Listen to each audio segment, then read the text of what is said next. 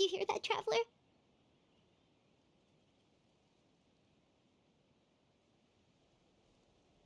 Letting the others have to duel the Knave. What should we do? Can they really win something like that? If they lose, those people from the house are really gonna be executed. Hey, are you listening?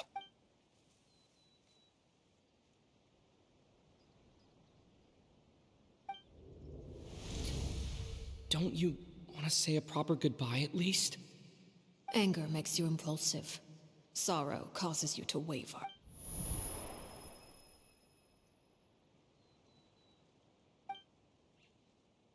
Oh. Looking at that expression on her face, she seems really serious about this. Guess that means there's no chance she's throwing the duel on purpose, huh? When guests are around, families are often on their best behavior. And any disputes are less likely to escalate. When the time comes, make the choice that you deem most appropriate in the situation, and lend your help to the House of the Hearth. What's wrong, Traveler? Hey, where are you going? Traveler?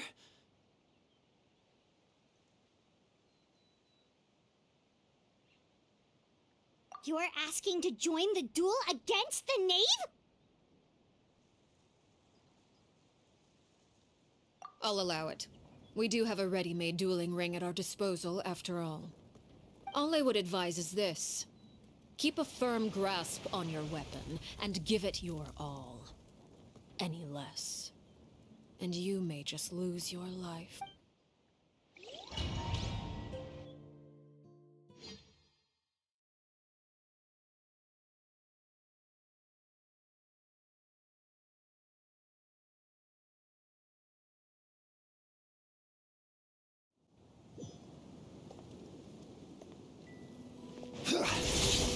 Solidify!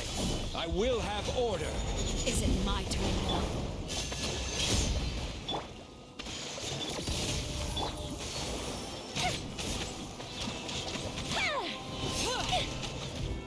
And voila!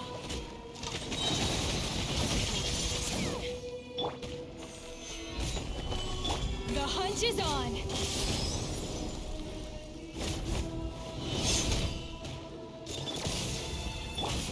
Hold the Now line! that's more like it.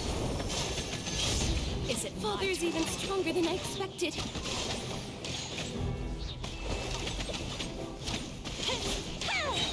With the fall of darkness, Stabilize. destruction shall rise. Have a taste of purgatory. Get in gear!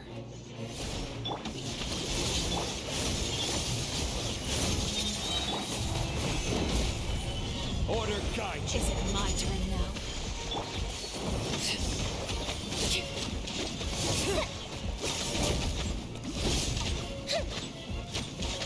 And voila! Is it my turn now? Solidify! You're stuck now! Like a fly tangled in a web. Fuse is lit! How amusing. With these rising flames. Hang in there!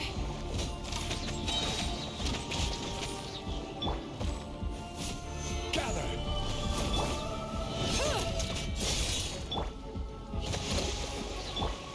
This'll pack a punch. Look at you. Trapped like a bunch of helpless animals. Try to pace yourself! Not bad. Proving to be a worthy opponent after all. Stabilize! This is a new one. Closer now. Got something for ya. Fire hazard! Is it my turn? Now's our chance.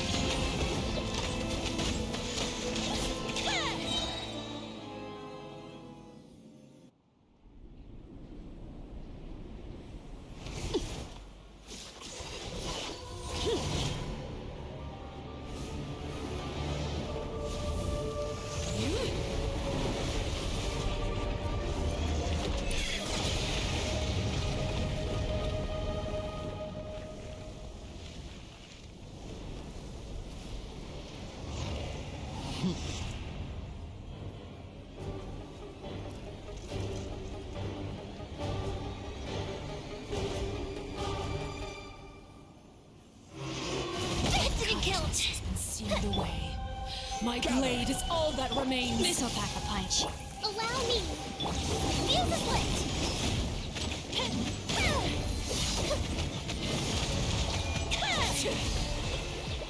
Watch out for Father's movements! Look out! You're stuck now. Hold the line. Your Order punishment made manifest. No more chips. Over here.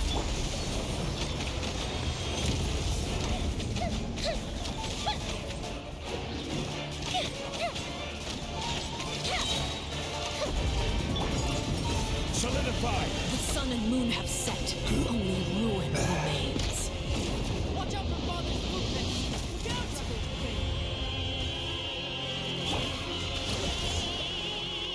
Ever seen one of these?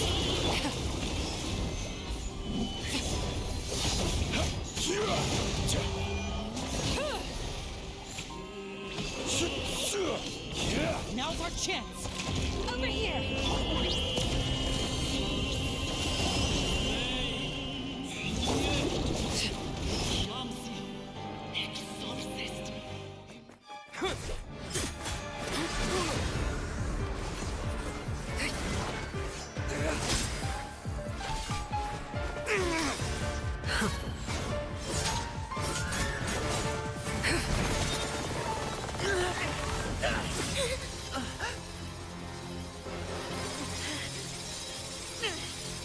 You should know better than to crowd in one place.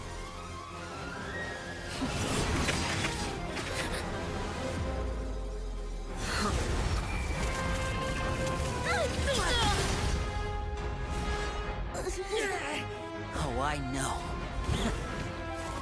No! I'm sorry, Father!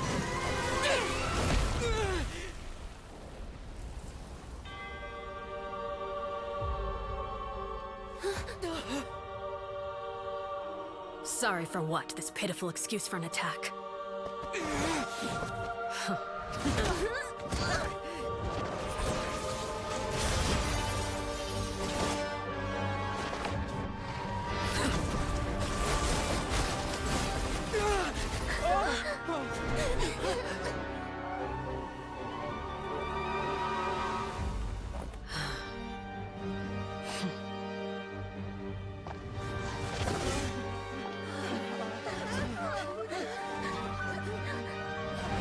Father, no!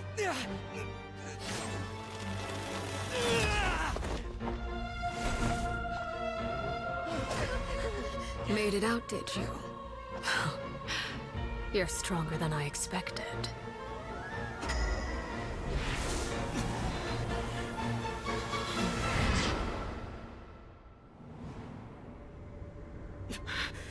A crimson moon? I can't move.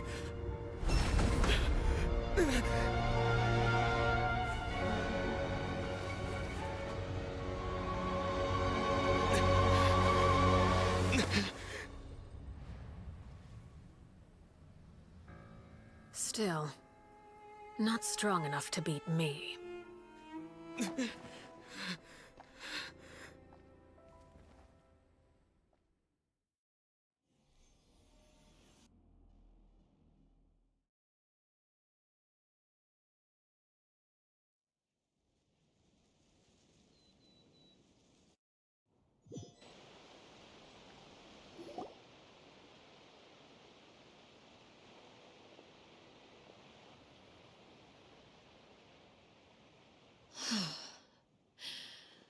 I believe we can end things here. It's not often that we get to enjoy the company of guests, after all. We wouldn't want things to get too out of hand. Brother, are you all right? Lenny, Given that I am the victor of this duel, as agreed, the punishment stands. No.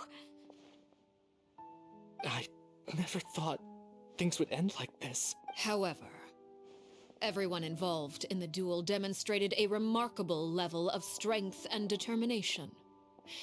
In light of this, I'm prepared to change the method of execution. Elwar, the bottled flames I gave you for safekeeping. Do you still have them? Yes? I wasn't sure what they were for, but I've kept them super safe. I didn't lose a single one. Wonderful. Then, in just a moment, I'll have you administer them. Bottled flames? Indeed. They're the product of a secret experiment. Under certain special circumstances, flames can be extracted from my person and preserved. Once ingested, searing pain will spread across every inch of your body. No harm will come to you physically, but your memories will be burned away. If you can withstand the pain. When you awake, you'll have forgotten everything you know about the House of the Hearth, and will be expelled from the organization. In other words, administering this concoction will kill the version of you that grew up in the house, and give you a new identity.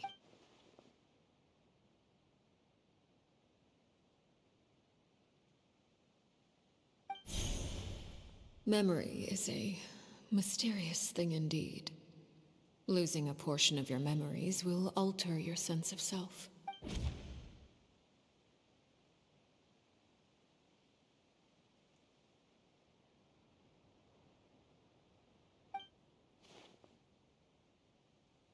So, you're just letting us go, Father?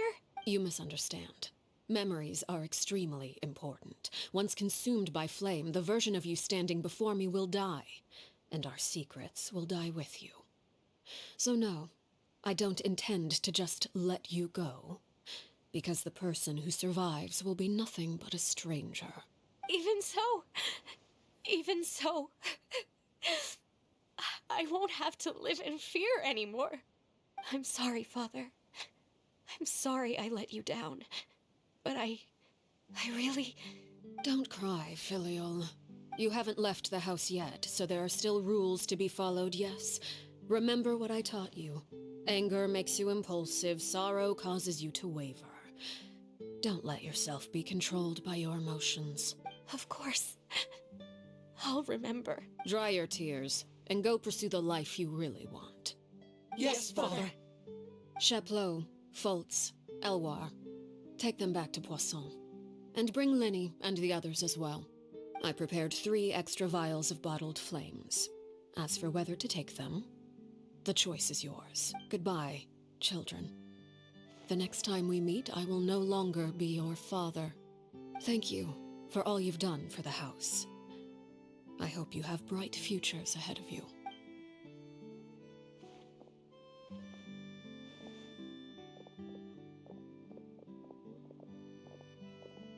Father. Let's go.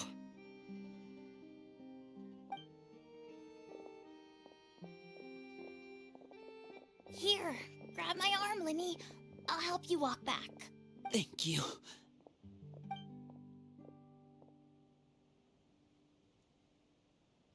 Clairvy.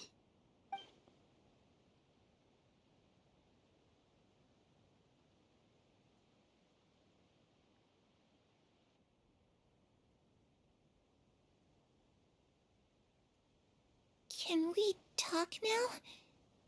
I've been waiting for a super long time. You really are Perry, aren't you?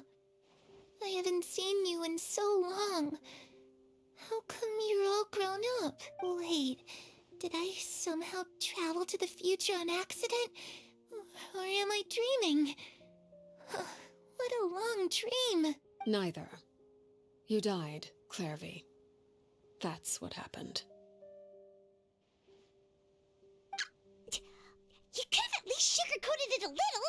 Look, she's that speechless. Oh. Okay then. Huh? That's it? You accepted it just like that? Yep. If that's what Perry says happened, then I believe her. Perry wouldn't lie to me. Plus, I don't really need to know why I'm like this. I'm more curious about what happens in the future. If you're a Harbinger now, Perry, That means Mother is gone, isn't she? Can you tell me about it? I want to know what happened to her. And to me. You never stopped trying to defy fate. At first, no one believed you. You could only vent your frustrations to the moon. In fact, you often sought comfort in the night sky. You wanted to see the aurora, so one night we promised each other we would go to Snezhnaya to see it together. Later on, you tried to run away, but you were brought back each time. Mother spared your life, but it wasn't out of kindness. Instead, she decided to make an example of you by slowly torturing you over time. That way, the other children would know what happens to traitors. Still, you never gave up.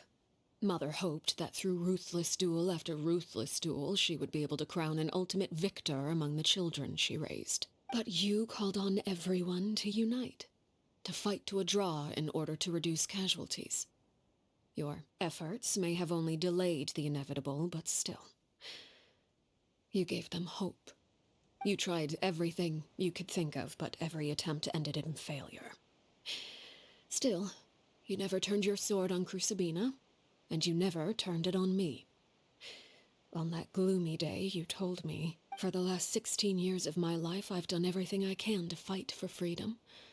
But now, I realize that the only freedom I truly possess is the freedom to choose to die. I never imagined I would say something like that. I must have been feeling really worn down, but somehow, I still think I understand. According to Mother's plan, only one of us was going to make it until the end. And I always hoped that person would be you. If I could do it all over again, I still don't think I would make a different choice. Even when I first met you, I knew you'd be able to do what I couldn't. Is that so? Even now, I'm not sure I truly understand what kind of freedom you were trying to pursue. But as the head of the House of the Hearth, and as the children's father, I've tried to give them the most basic of freedoms. The freedom to choose their own fate. It's something I discussed with the Iudex of Fontaine. The children who want to leave the house will have their memories wiped clean of all secrets pertaining to the organization. In return, they will be allowed to live a normal life in Fontaine without being prosecuted for their past. Of course, I won't simply hand freedom to them on a silver platter. They have to fight for it and prove themselves worthy of it. Only freedom that is earned has true value. That's more than enough. That's exactly the kind of life I was fighting for. You know, Perry, I think you're a pretty amazing king, and a really great father, too. I'm really happy that you're the one who took over the house. I guess I do have one regret, though. I still haven't seen the outside world. Well, it just so happens that our dear guests over here have been to many nations and traveled to countless places. Perhaps they would be willing to tell you what the outside world is like. Really? Of course! We've traveled all over the place. We've got so many stories, we could probably talk your ears off for 3 days straight!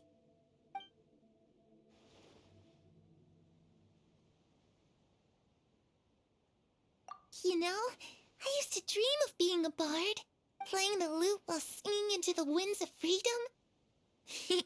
Even if there was no one there to listen, I would have continued to sing no matter what. Ah, that's where Mora comes from. I never knew that before. If I had some Mora, I would buy 3 new dresses. One for me, one for Perry, and one for Mother. It's just too bad Perry doesn't like wearing dresses. And Mother, well, she probably wouldn't accept something like that either. I guess I'd just have to keep them all for me then. I could wear a different one every day. Those yokai you mentioned, what do they look like? I once saw a drawing of this one guy with horns on his head and a super scary face. Are there any yokai like that? Oh, sounds like you're talking about an Oni. Yep, we've met one, and let Paimon tell you, they're not nearly as scary as they look. always too afraid to skip Mother's fighting lessons. But at the academia, I bet you could do all sorts of secret things in class. Things that have nothing to do with studying. I'm just kidding. Being able to study whatever you want without having to fear for your life actually sounds pretty great.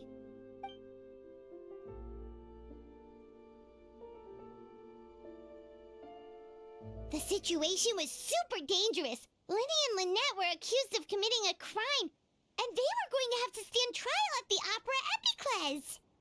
Oh no, that must have been hard for all of you. What happened next? Don't worry, we were able to turn the situation around super quickly, all thanks to Detective Paimon, of course. How'd you do that?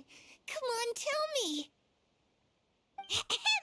Okay, so it was like this.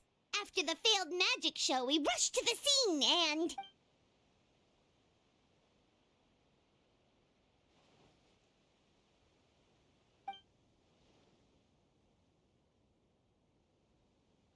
Shadows don't have the capacity to learn or grow. Any new information they encounter is quickly forgotten over time.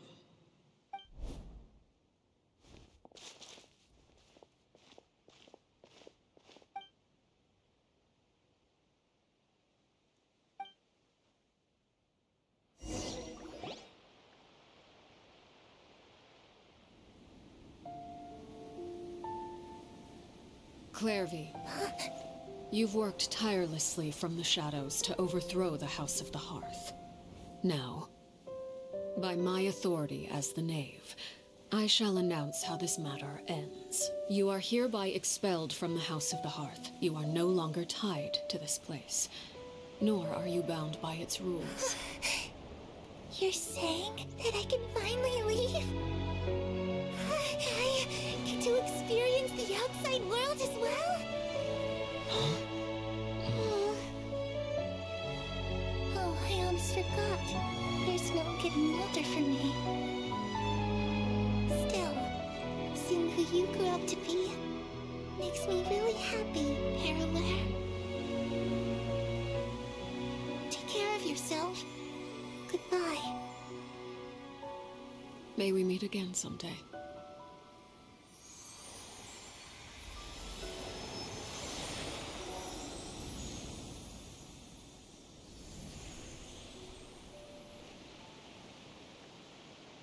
Clairvy.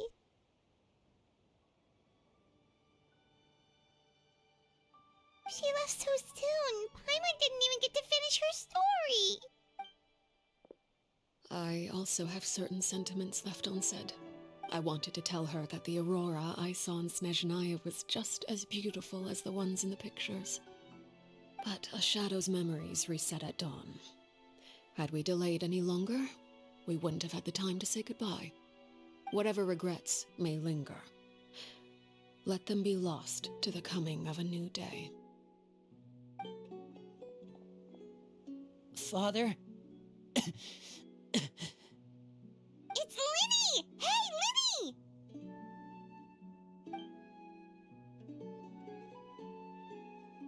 What is he doing back here? Let's go check it out.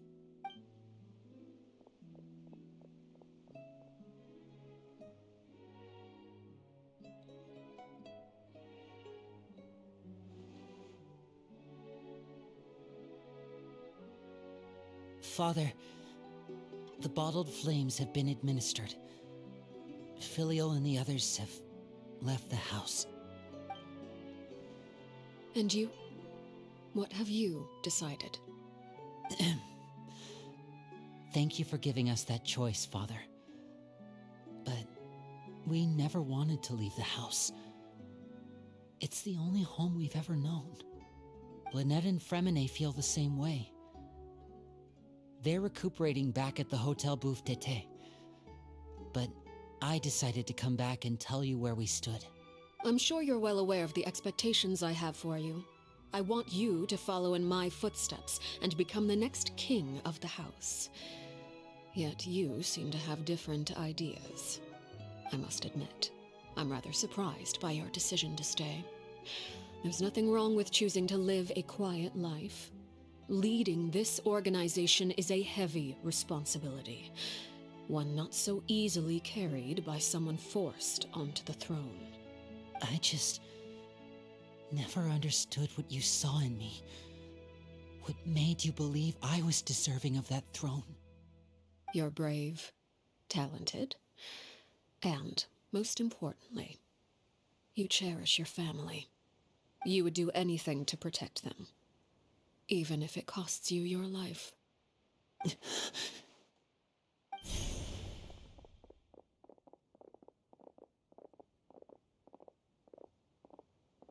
Speaking up back there was so brave of you, Linny. It's all thanks to you that we were able to convince Father to back down. You're a hero, Linny. Hero? Father is the real hero.